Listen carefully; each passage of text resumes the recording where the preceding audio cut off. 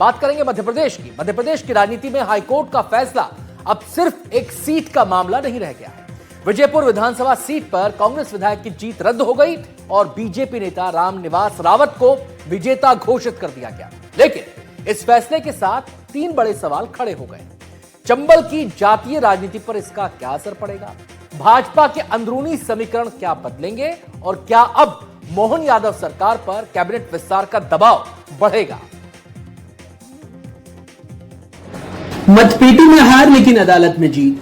चंबल की विजयपुर सीट की कहानी अब सियासी थ्रिलर बन चुकी है।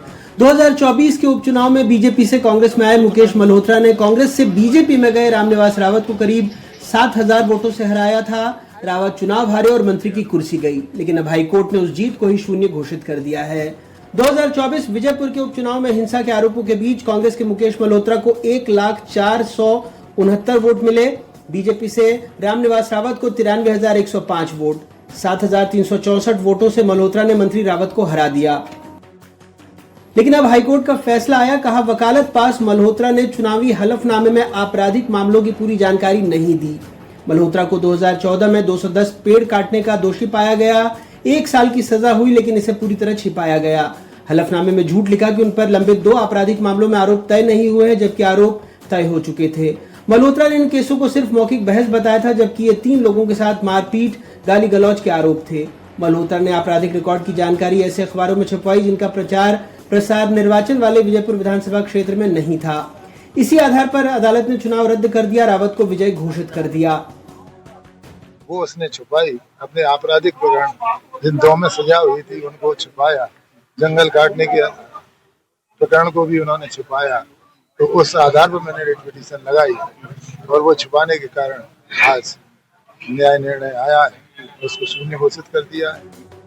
रामनिवास रावत चंबल के बड़े ओबीसी नेता माने जाते हैं। 6 बार विधायक रहे। 1993 में दिग्विजय सिंह सरकार में मंत्री भी, प्रदेश कांग्रेस कमेटी के महामंत्री रहे। फिर पाला बदला और डॉक्टर मोहन यादव सरकार में कैबिनेट मंत्री बन गए।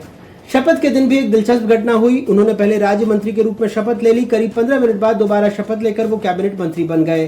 रावत की भाजपा में एंट्री भी अपने आप में राजनीतिक कहानी है। उन्हें कभी सिंधिया परिवार का करीबी माना जाता था, लेकिन 2020 में जब ज्योतिरादित्य सिंधिया बीजेपी में आए तब रावत उनके साथ नहीं गए। बाद में उनकी एंट्री नरेंद्र सिंह तोमर और मुख्यमंत्री मोहन यादव के जरिए हुई और उस समय भी सिंधिया उनकी ज्वाइनिंग के दौरान मौजूद नहीं थे। कुल मिलाकर चंबल की राजनीति में ये सिर्फ एक सीट का मामला नहीं, बल्कि अंदरूनी शक्ति संतुलन से भी जुड़ा माना जा रहा है।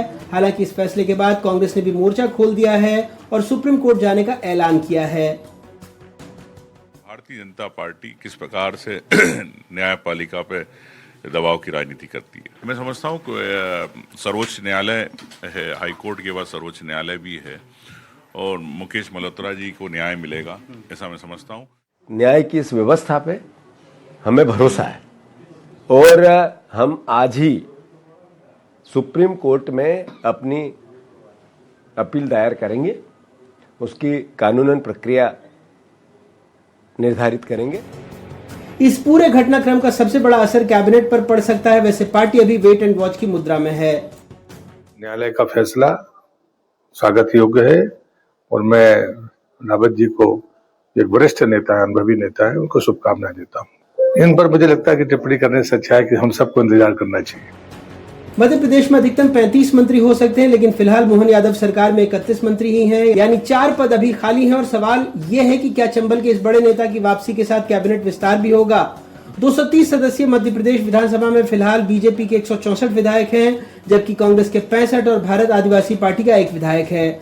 हाईकोर्ट के फैसले से विजयपुर सीट भाजपा के खाते में चली जाती है तो सत्तारूढ़ दल की संख्या और मजबूत हो सकती है। हालांकि अंतिम तस्वीर इस फैसले पर संभावित अपील के बाद ही तय होगी। विजयपुर की सीट ईवीएम से पहले कांग्रेस के खाते में गई, लेकिन अब हाईकोर्ट के फैसले से पूरा सियासी समीकरण बदल गया है। नजरें अब सुप्रीम कोर्ट पर भी हैं और डॉक्टर मोहन यादव के कैबिनेट विस्तार पर भी, क्योंकि अगर सुप्रीम कोर्ट में फैसला कायम रहता है तो फिर चंबल से रावत की कैबिनेट में एंट्री लगभग तय मानी जा रही है।